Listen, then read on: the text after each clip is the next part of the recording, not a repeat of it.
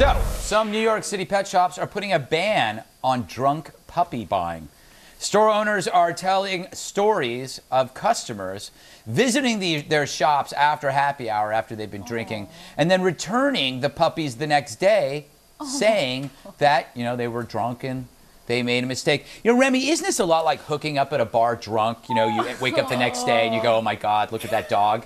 Except in this case, it's a real dog. I really wouldn't know, Greg, but I do have dogs and they're precious, and I can imagine drunk or sober making a decision to get the cutest little thing in the world and then thinking, oh my goodness, how am I going to take care of it? Yeah, but returning it? Really? Well, I don't know how anybody can return a dog. I really, truly don't. Judith, have you ever done anything like this? Drunk or sober? Drunk. Do you agree? No, I believe in dogs, and I think that it's terrible that they let people buy drunk puppies. Yeah.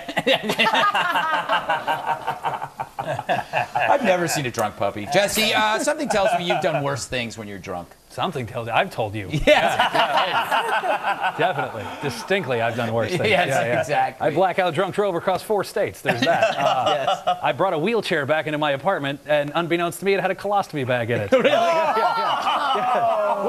We could do this for hours. The point is, I think this story is incredibly ironic because even though we just got a second puppy, my wife talked me into it, and in spite of the fact that I have been sober for 6 years, I've never wanted to drink so badly in my entire life. This puppy is ruining our lives. I'm telling you, like, just the concept of a sweet, sweet blackout is such pleasant respite from the idea of dodging phone calls from my angry neighbors at 2 in the morning because we bought this.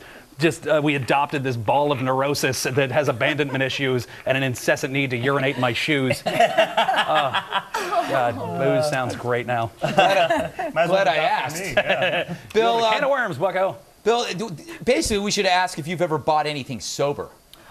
I am glad for this story because it explains why I had 3 Shih Tzus and a Lhasa Apso in my bedroom this morning, and I did not return them, but they made for an excellent breakfast. Oh, terrible joke. Oh. Hit him, Remy. Awful. Military commissions. Yes. Bad jokes. Deep fried. All right, shut up. We all love pets here. We can kill Bill later if we want. We'll close things out with a post-game wrap-up from TV's Andy Levy.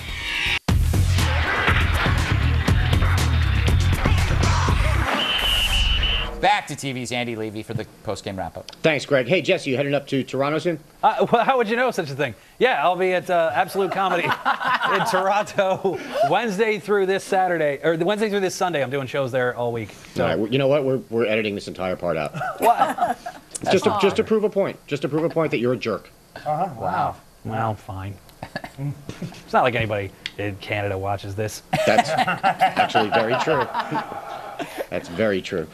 Remy, you going to be on the Willis Report later this week? I will. Thanks for asking. Thursday, Jerry Willis, 5 o'clock Eastern Standard Time on Fox Business Network. Excellent. Judith, how'd you enjoy your first trip to the Red Eye? Well, it's really wonderful, and I want to say hello to all of my fellow insomniacs or people who don't know how to TiVo yet. Do you really not know how to use a DVR? I'm not going to answer that question because it would be incriminating, and I wouldn't have Remy to defend me. Okay. All right. If you ever want to defend you have to kill somebody. She's got Oh, I can do that. Yeah. Back to you, Greg. Oh, thank you, Andy. I'll be appearing at Skid Marks Yay! in New Brunswick, New Jersey. Is that a real place? Yes. How dare you besmirch New Brunswick? I have no idea. I think I saw it on a rest stop. Stay out of my New Jersey. It's in Iceland. Oh, okay. There you go. My in-laws are good.